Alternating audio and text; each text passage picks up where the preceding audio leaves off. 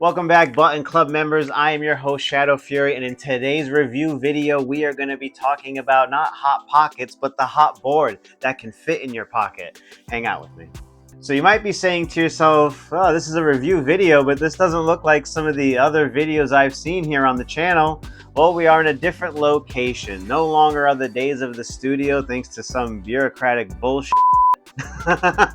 But our time at that studio unfortunately has come to pass. As much as I'm going to miss doing these videos with my brother, I still want to be able to give you guys, our subscribers, the content that you guys have been asking for and are familiar with and come to recognize Button Club for.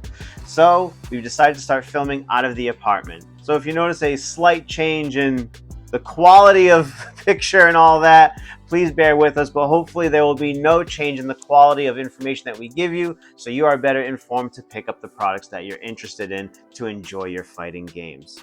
So today's video is all about this hot pocket-sized product from Haute. In some of our older videos, we were getting comments underneath the Razer Kitsune and things like that, and people saying, why would I spend all this money on this product when I can just get the Haute42 board? And that kind of turned me on to the entire leverless community that is embracing these lesser expensive but still user-friendly fighting game peripherals.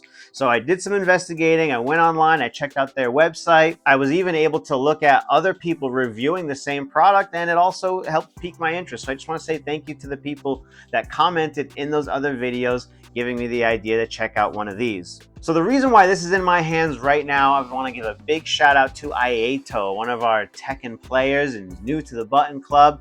He had seen some of our review videos and had purchased this a few months back actually.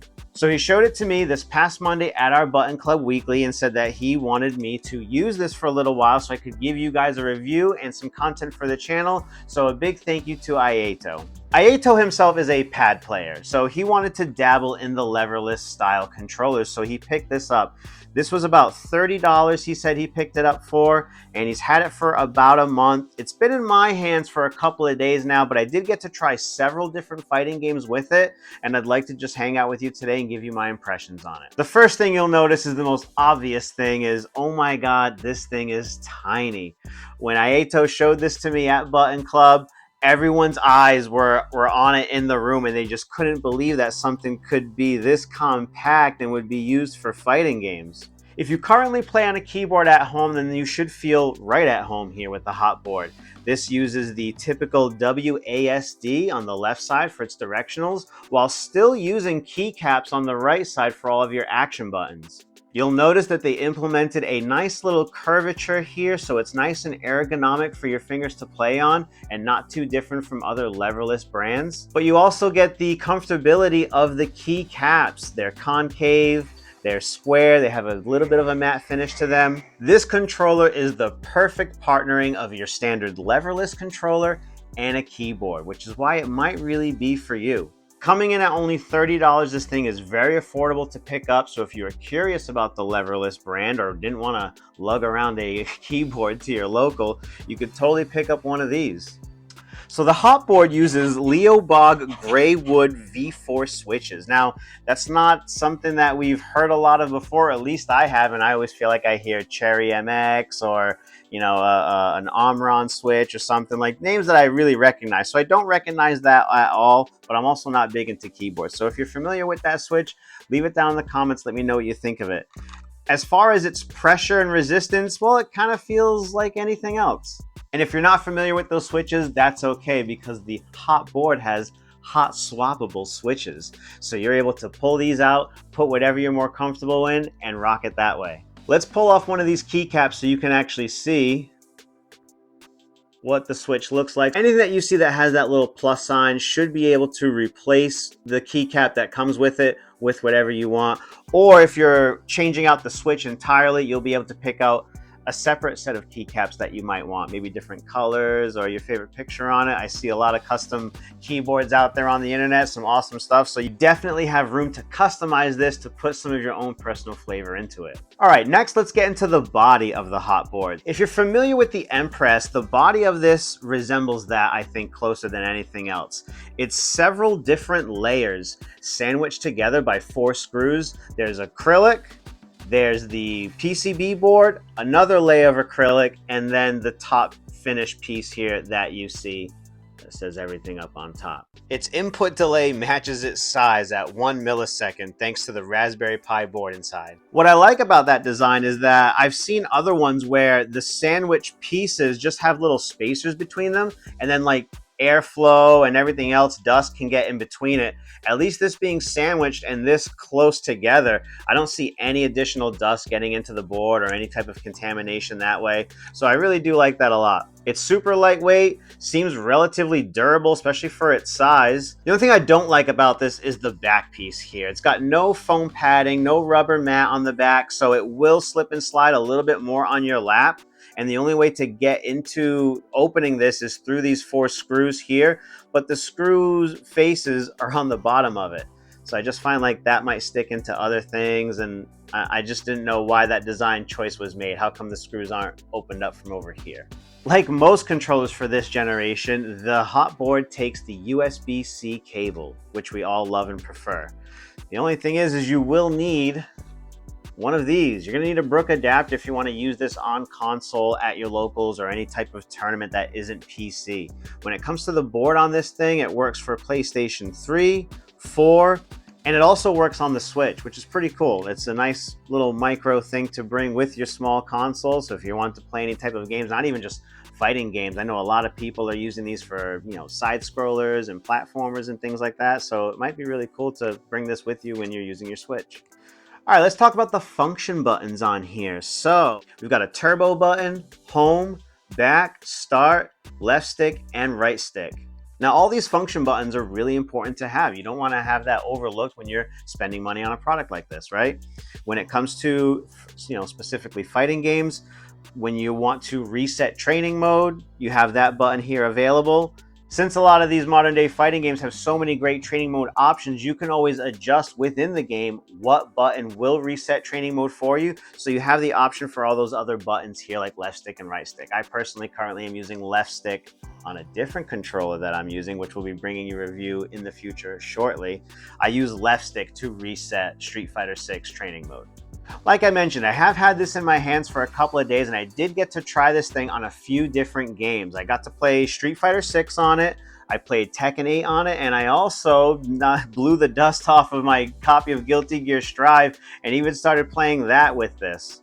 I was curious to see what games would benefit a controller like this. Now, all those things comes down to personal preference or maybe what you're more familiar with using when it comes to these controllers in games. Like some people will use leverless for another game, and then when they go to Tekken, they use a pad. So the first game I tried was obviously my favorite, the love, Street Fighter 6. So you guys know I'm playing Guile currently, and I found the WASD layout to be very foreign when it came to remembering my combos, doing flash kicks. Normally on your standard leverless controller, we'll be holding down with our fingers here, middle finger. But when it comes to hitting jump and kick at the same time, that's the thumb right there. And that muscle memory is completely useless on this thing. It was nicer in the way that it really made me let go of down to hit up, and since the newest rulings for SOCD for Street Fighter 6 were down plus up equals neutral, I found that to be a benefit where I was never going back to old muscle memory and hitting up and kick at the same time for flash kick. I really had to remember to release, and I was using my middle finger, which is always on down, to hit up now. Next, I got to trying this on some Tekken. So I've been doing my homework and playing a lot of Jack 8 and doing pretty decent at the Button Club weeklies. So I had to see how this would perform with that game and that character. I actually ended up really liking this thing for Tekken, more so than how I felt about it with Street Fighter. If I had to pick between the two games which one I would actually use this for, it would have to be Tekken 8 for sure. Or any other 3D game like Soul Calibur 6. The reason why I like this for Tekken was because it's a 3D game and it felt really natural to be able to hit up to move up and down and so forth. Since Tekken 8 is primarily a 4-button game, I found it a whole lot easier to use it on the action button side also. It didn't feel as cramped because I don't really have any extra macros set except for heat and rage. And honestly, I wouldn't even need that. I could probably just unbind those. The reason why is because these buttons are also so close together, and I find that execution on this when it comes to movement and pressing the action buttons felt really, really nice and super responsive. I didn't really feel like I got a lot of missed inputs at all. I really enjoyed doing some of Jack 8's command grabs with it, and I thought I was like really nailing them really consistently. It felt really good. All right, let's talk about these action buttons. Now, while I did find the curvature or shape layout for these buttons to be really ergonomic and actually comfortable when it came to playing on them, these buttons are so close together. It felt even more strange than using the directional side. I found myself time and time again kind of fat fingering two buttons and not really getting the input that I wanted. I would accidentally hit drive impact because my ring finger would just not be in the exact right spot. Now, I'm sure if I continued playing this for a little while, that muscle memory would be created and I wouldn't really do that as often, but that was just something that I really kind of noticed. And although this is the same spacing as your keyboard would be, I just found it really, really tight and cramped. Now, I don't have the largest of hands, right? Maybe medium-sized hands, but even then, a controller like this is just super, super tiny. So you might be saying to yourself, well, who is this for? If you are looking to experiment with leverless, but you don't want to spend a lot of money, this could be a great option for you. Like I said, this was only $30 USD. Got it right from Amazon, I'm pretty sure. And it's not a big, costly investment. Maybe you're on the petite side. You're a smaller individual. You have small hands, and you might find the standard leverless layout to be a little bit too big for you. And this might be absolutely perfect for you. Or maybe you're an adult, you're a parent, and you really want to get your kids into fighting games. This could be a really cool investment. If they see what you're playing on at home, this is only 30 bucks, like I said. This would be perfect for tiny little fingers and hands, and if anything was to happen to it, it wouldn't be a waste of an investment. And lastly, if you're just a big keyboard fan and that's what you play on at home, then this is again a great option.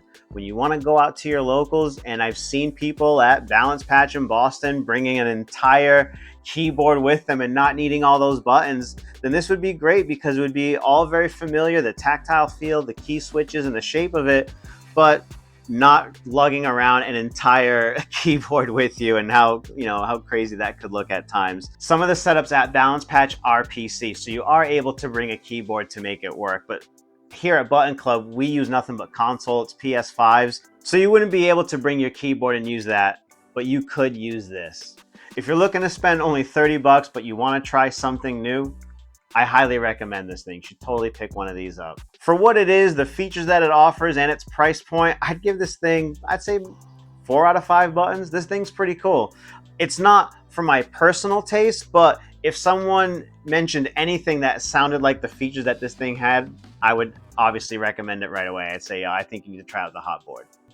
If you have any questions about this product that I didn't mention in the video, leave it down in the comment section below. We do our best to answer those as soon as possible. I want to thank everyone for all the comments that they've been leaving on our other videos. And I want to give a big thank you to you, the community. We have just reached 1,700 subscribers here on the YouTube channel, and I can't tell you what that means to me. So if you've enjoyed this video and you found it informative, hit the like button, share with some of your friends. Don't forget to subscribe if you haven't. I've been ShadowFury, and I'll catch you guys on the next review. Keep pressing them buttons.